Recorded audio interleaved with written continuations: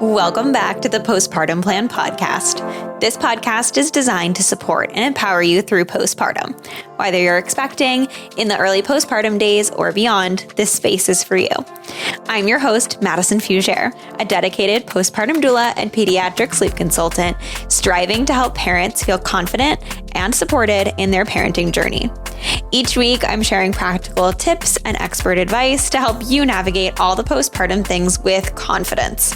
Well, as much confidence as you can. Let's embark on this journey together, making your parenthood as serene and supportive as possible.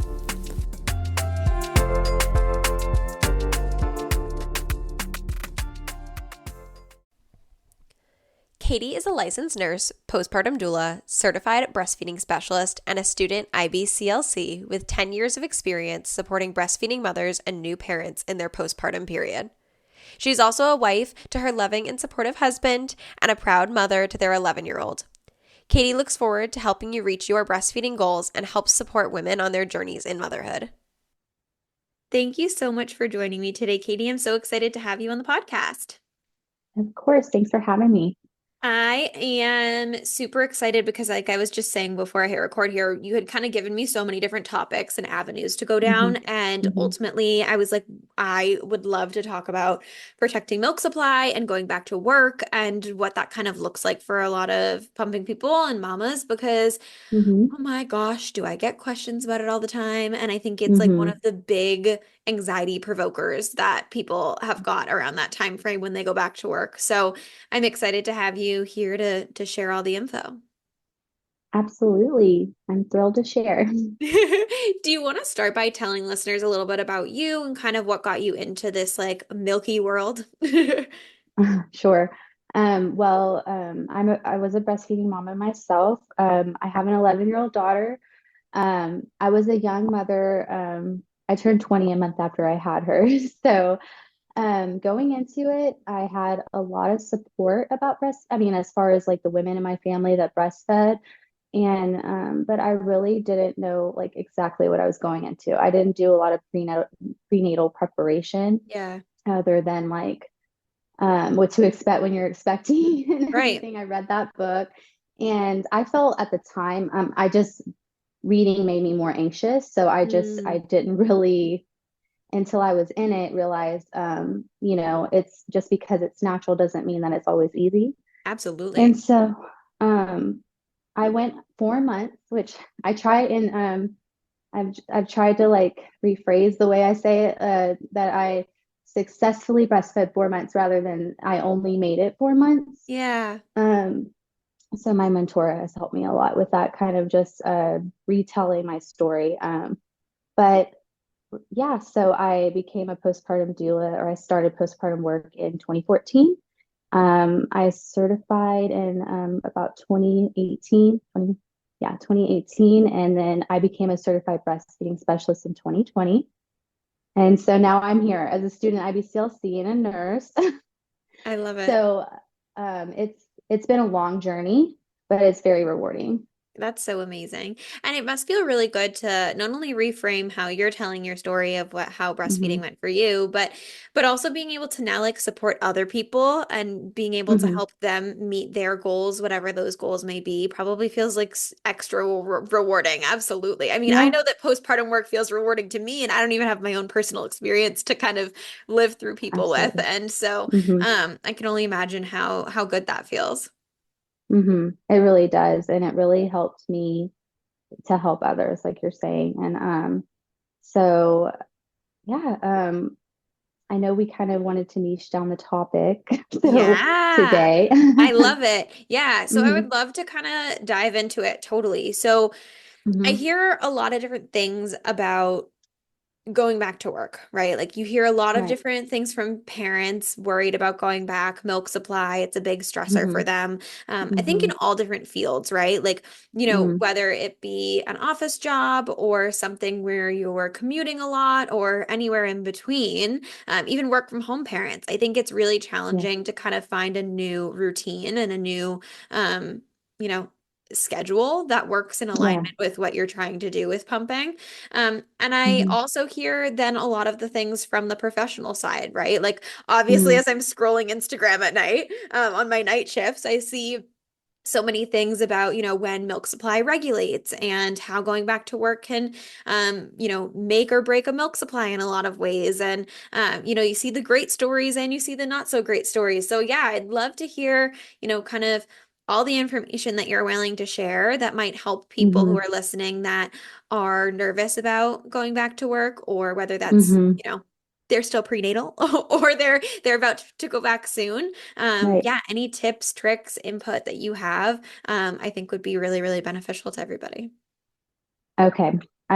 So personally, I've experienced those stressors too.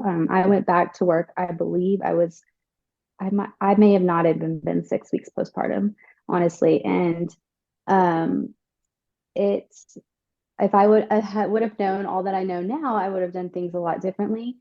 I was pumping at work, but I really wasn't given enough time, and it was just I Right. didn't have a lot of support. So I really encourage mothers. I mean, no matter how long their maternity leave is, I know some get longer than others, like around Yeah. 3 months. That's amazing. But I really encourage moms to just really lean into their instincts in the early days of breastfeeding and the first few weeks. Really just focus on establishing that latch and the breastfeeding relationship, and really Yeah.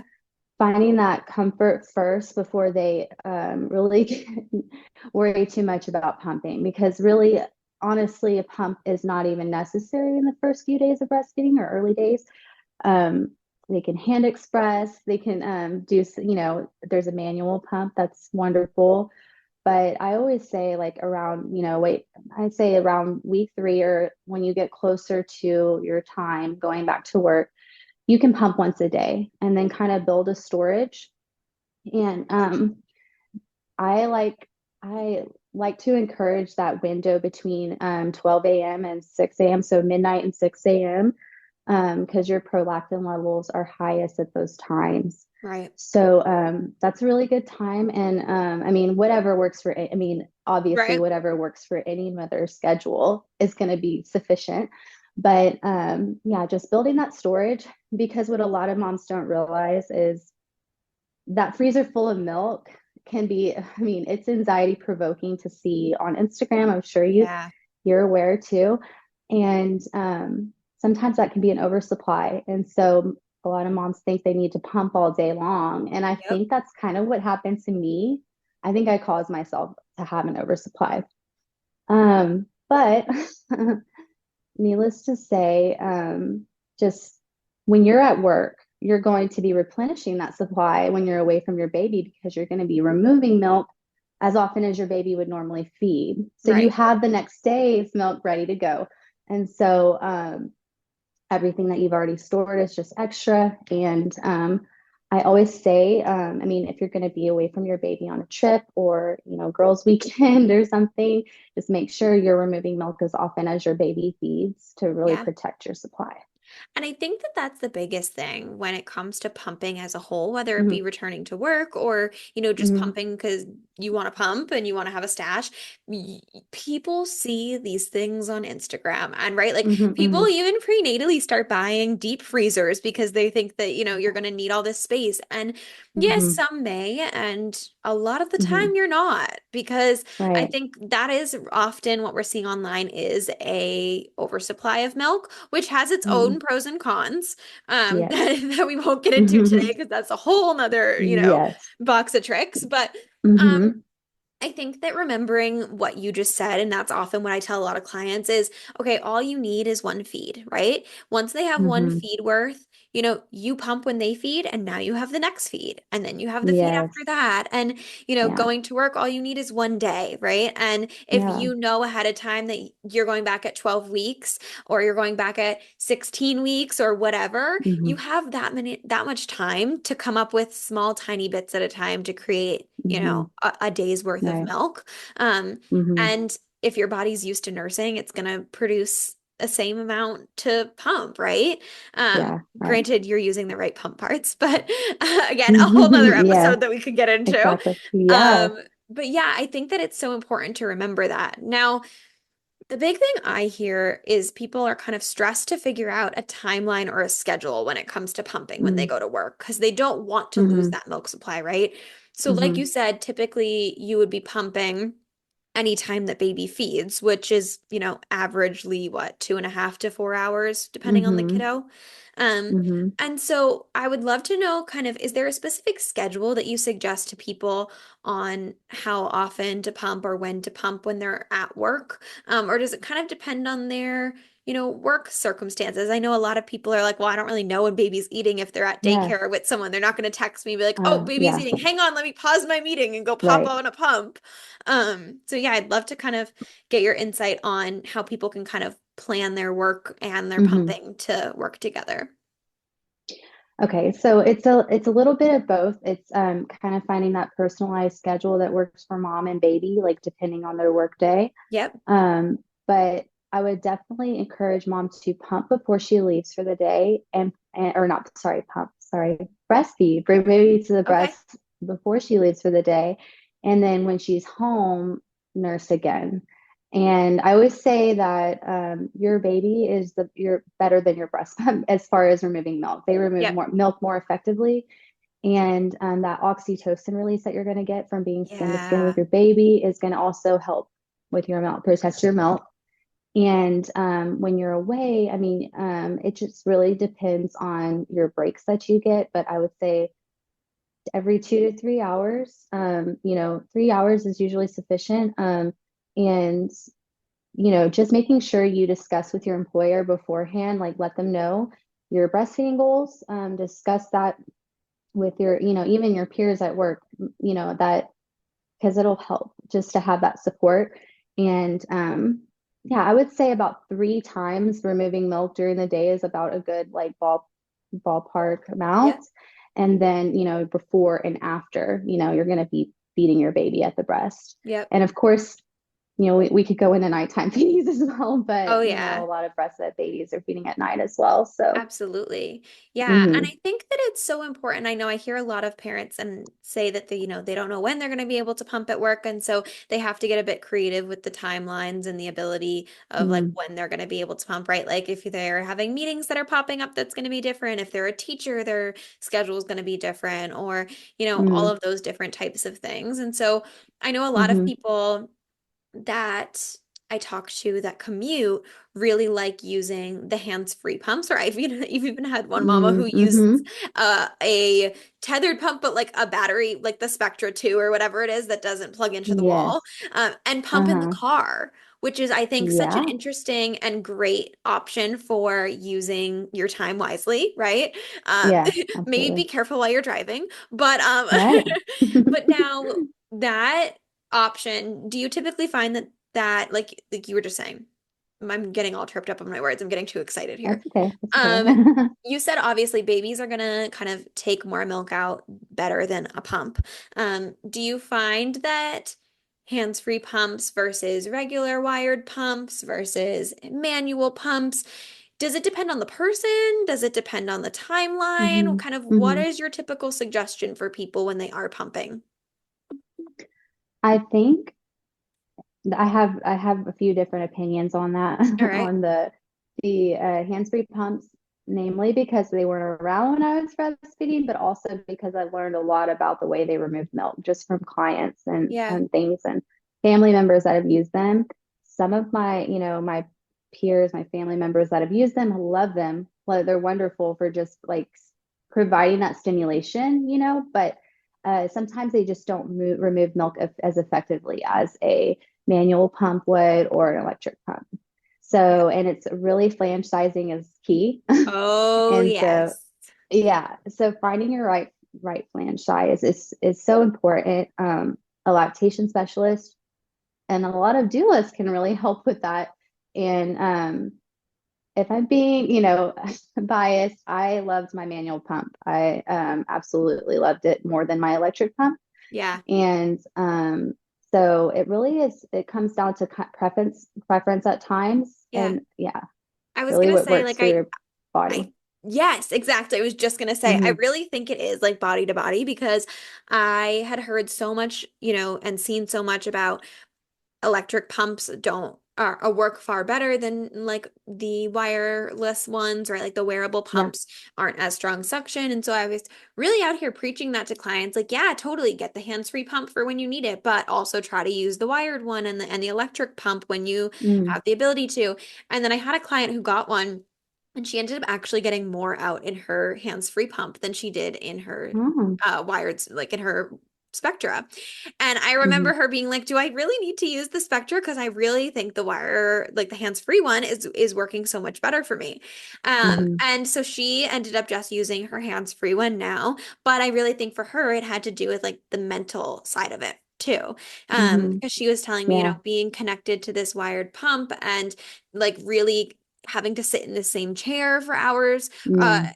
cumulatively, it was really like hard and depressing and made her feel like a Hmm. cow. And Hmm. so, Hmm. switching to something that's more hands-free, that you can interact more, she can do more Yeah. work. She can interact with her baby if she's pumping during the day while he's home. Um, Right. it really kind of changes the game for a lot of people. But then I've Oh also yeah. heard I had a client who said she tried every single pump on the market and the only one that gets the proper amount of milk out, like she'll get minuscule amounts and then she'll pump Uh-huh. 4 ounces if she uses a manual pump. And Okay. so Yeah. it's so wild. I think it really Yeah. is. So I often tell people, I'm like, yes, flange size, but also like try the different things because Yeah. people are like, I don't have a low milk supply, I don't pump. But then I'm like, well, try something else. Try this, try Yeah. that. It's You know? troubleshooting. A lot of, I mean, motherhood in general is troubleshooting. Yes. Just figuring out what works for you and your baby. I think I don't know if I said hands-free or wearable, but it's the wearable ones that do remove milk differently sometimes Okay. than the other I know. I pumps. feel like all the So words are so not as they don't interchangeable. have as strong, yeah, they don't have as strong of a suction is what I'm hearing Yep.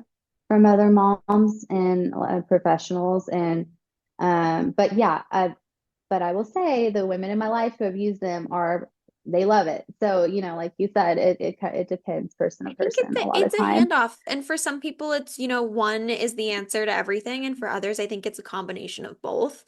Uh-huh. I know a lot of lactation professionals that are around me that I refer to.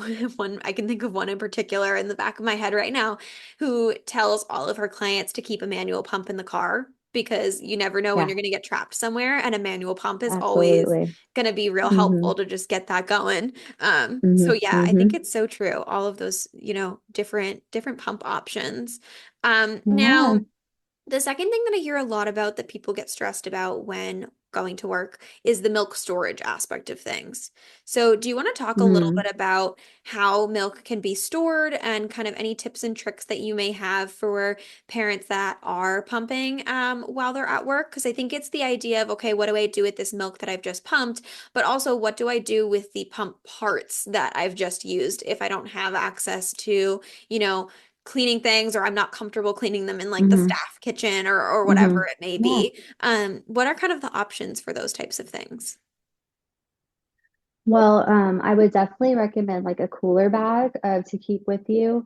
Um, if you have a fridge at work, that's great. Breast milk can be left out at room temp for optimally 4 hours. Some will tell you 6 to 8, depending on the temperature of the room, but CDC recommends 4 hours room Yeah. temp. And as far as like pumping parts goes, a lot of moms will use this method with a like kind of a gallon baggie, and they'll throw all their pump parts in there after they use them, and then use them for the next feed, since that breast milk is still good. And usually I say like after 24 hours, that's toss it, and or not toss it, toss the parts, toss it Yeah, into get them the sink washed. and Yeah. wash them. Yep.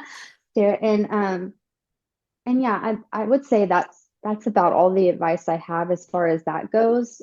Just, being mindful of the time your milk is left out. Because, it's towards the end of the day and you pumped, you could feed it to baby when you got home or store it, if you Absolutely. needed in Yeah. a Yeah, I cooler love bag.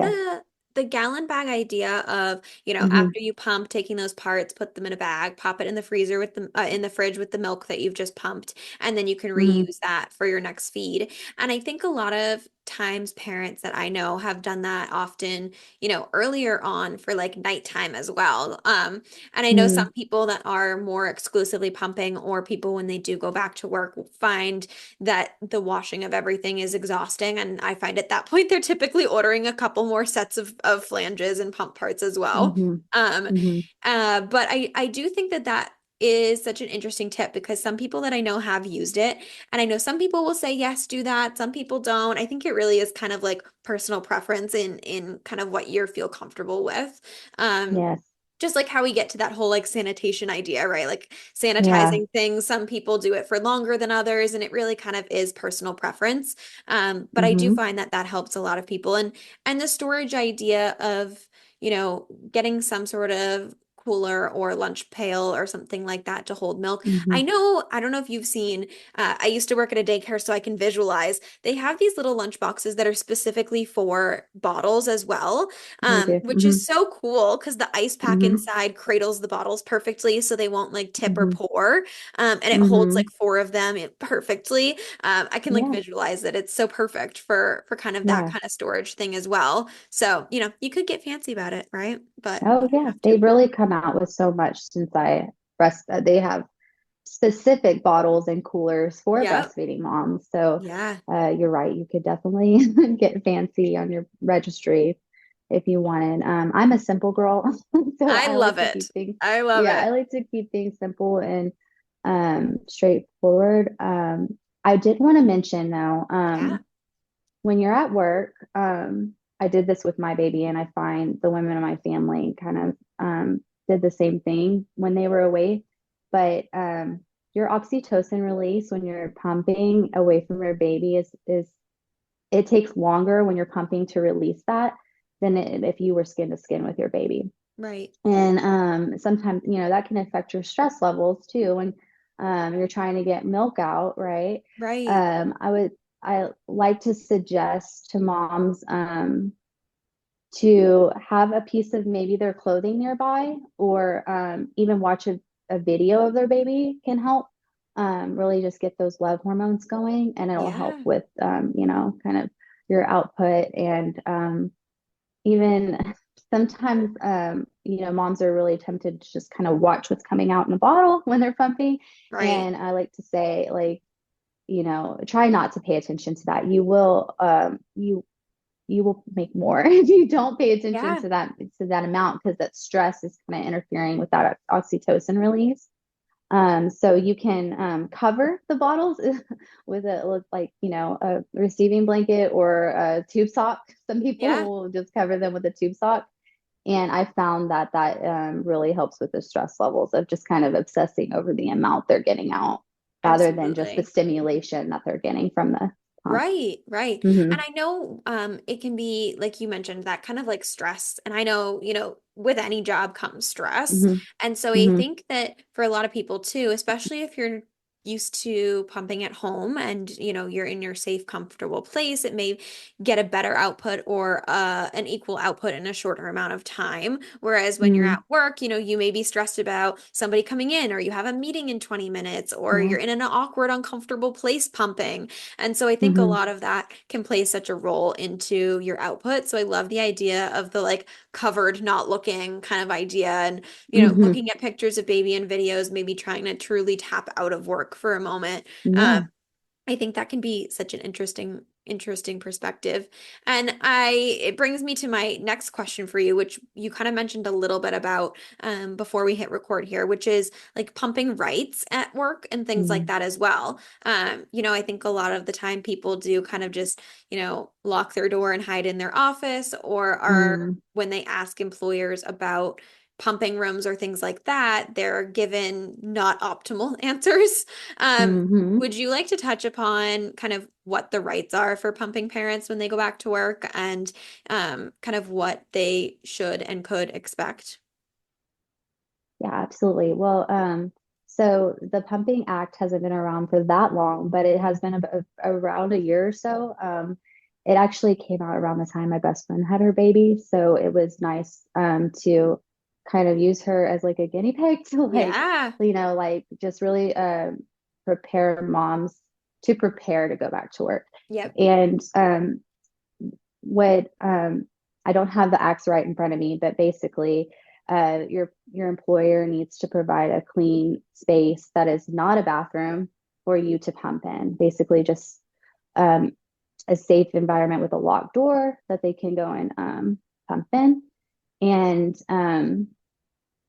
really having a conversation with your employer is really key when you're going to breastfeed, and just making sure everybody is on the same page. They should also be given ample time to go and remove milk throughout the day. And really, um, in the long run, moms miss less work time when they're breastfeeding because they're that's another conversation, but they're protecting their babies with those antibodies, and there's a lot of Right. benefits to breastfeeding.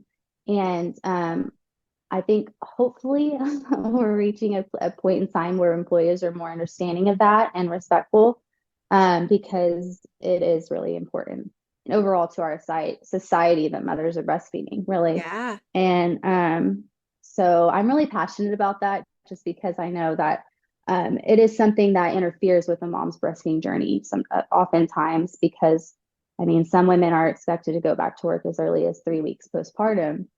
And, so I think that support is very important, and having those breastfeeding goals, writing out your breastfeeding goals.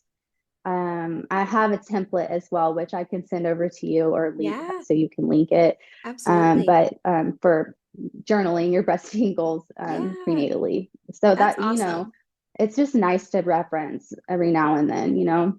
Absolutely. And as you were talking about this, it made me think back because people might be interested in listening to like a personal story of this. I had one of my past postpartum clients on Mhm, episode 18, Kara, and she talked about her birth and postpartum story, but she also was just about to go back to work after having her second. And she was talking a mhm. lot about kind of pumping rights and how when she went back to work with her first, it was like she was in a very male dominated field and how, Oh a yeah. lot of the times the support was not understood or accepted, and she was Mhm, given, mhm. not the best places to be pumping in. And how now this time coming around, she was hoping for it to be different. And I think that, it's really interesting to hear from like, especially those fields where they are more male dominated. And so Mhm. you don't, the expectation is not there as much. And one thing Yeah. I remember her mentioning in the episode that I think could be relatable to this topic is she was Mhm. saying how she reached out to another female coworker who had had a baby right before her and was talking to her Okay. about the pumping stuff and okay, what worked for you? Mhm. How was it accepted? And that was able to help her like mentally and physically a little bit prepare for going back to work and pumping Okay. because she knew Mhm. what, her boss was going to say kind of, and she knew, Yeah. what the circumstances were going to be and did she need to bring a cooler or did she have a fridge and, Yeah. did she need to plan her pumping time around when that other mama was pumping, because they might only have one pumping room and Oh so I yeah. think there's a lot of different things that you can kind of do to prepare for it, but I think knowing your rights, especially with the Pumping Act, is such a huge part of it and being your own advocate because I mean, I think that's really just parenthood too. A lot of things you have to kind of advocate for yourself and your child. And I think Absolutely. work and pumping is one of those things that, you have to think about and you have to kind of plan around for sure. Yeah, absolutely. I have this is, kind of off topic, but I do school substitute nursing on the side. And the other day I had a substitute teacher come in who needed to pump, and she's like, talking really fast. I think she was nervous, but she's like, I'm a pumping mama, and I just they sent me over here to pump, and I'm like, oh, of course, you can use our dark room. And I was just like so excited to like Yay. see another mom, knowing her rights, knowing she needs, a clean place to pump, because, Yeah. I've seen, I have had friends um, who were given a bathroom closet to pump in, which is just, unacceptable to me. It's near enough the bathroom that it's not really a place Right. that I would want to be pumping in. But yeah, you're absolutely right. Just advocating for yourself, preparing yourself, really having those conversations up front is important. I think that's so important. I also know that, and you might be able to weigh in on this, a lot of lactation professionals will also provide like going back to work, like meetings or kind of like plans for a lot of parents. I have a Yeah. couple clients that have reached out to lactation counselors or consultants of whatever level they're at, and have gotten, talked over specifically their work situation, their life, their baby's needs, and been able to say, okay, like this is when I'm going to pump this, and this is when I'm going to pump then, and are able to kind of like plan out, which I find for a lot of my type A parents, that's really helpful for them Mm-hmm. because they know going into it, like, okay, I pump on the way to work, I pump at this time, I pump at that time, and then I come home and I nurse. And so I find for a lot of parents, yeah, that can be really helpful to kind of plan ahead too. And then you're able to get the resources of talking to a lactation professional Right. and not Absolutely. feeling stressed out, thinking, oh my gosh, am I Mm-hmm. making enough? Am I pumping enough? Am I going to lose Mm-hmm. my milk supply? Mm-hmm. And especially if you haven't been somebody who pumps very often until you're going to Mm-hmm. work, it can be really stressful because you don't know what you're making and you don't know what your output should look like. Mm-hmm. And I feel like that all just loops us back to the lovely social media and the Mm-hmm. the what people are expecting to see may not be what they're getting. And so I think Exactly. that that's so important too. I love Every that. mom and baby's dyad is so different too. And I think that's what a lot of moms don't realize. And, there's a lot of comparison going on, which I try and say, just steer them away from because Right. their baby and their journey are unique. And so, really, I just like to really celebrate each mom's unique journey and really Yeah. help support them through that. But as far as, pumping routines go, I do help moms who are looking for that routine and kind of like you said, type A's who really want needed an Yeah. outline. I do offer like more personalized support for that and kind of like come up with a schedule that works for them. That's amazing. I will Hmm. definitely keep all of Katie's information in the show notes below so you guys can reach out to her if you're interested in that. And I know you mentioned the breastfeeding goals worksheet as well, so I'll make sure I get that and attach that below. But I feel like yes, like we've mentioned many times so far, I think that there are so many things that we could go into depth about when it comes to pumping. Of course, And yeah. there's so much information to share, but we don't want to overwhelm anyone. So I think we'll leave it Yeah. at that for today. But Okay. definitely reach out to Katie if you're stressed about going back to work, you have issues with pumping or breastfeeding, milk, anything like that, and utilize her as a great resource. So thank you so much for joining me. Thanks so much for having me. Thank you so much for tuning into the Postpartum Plan podcast. I hope that today's episode brought you support, relatability, and valuable insight. Remember, you're not alone on this journey. If you enjoyed the show, please subscribe and leave a review and share with any of your prenatal and postpartum friends and family. Your feedback helps us reach more parents seeking support. And if you're looking for additional resources, please feel free to connect via Instagram at Serene Moments Doula for constant information, tips, and tricks, or check out my website, www.serenemomentsdoula.com. See you next week.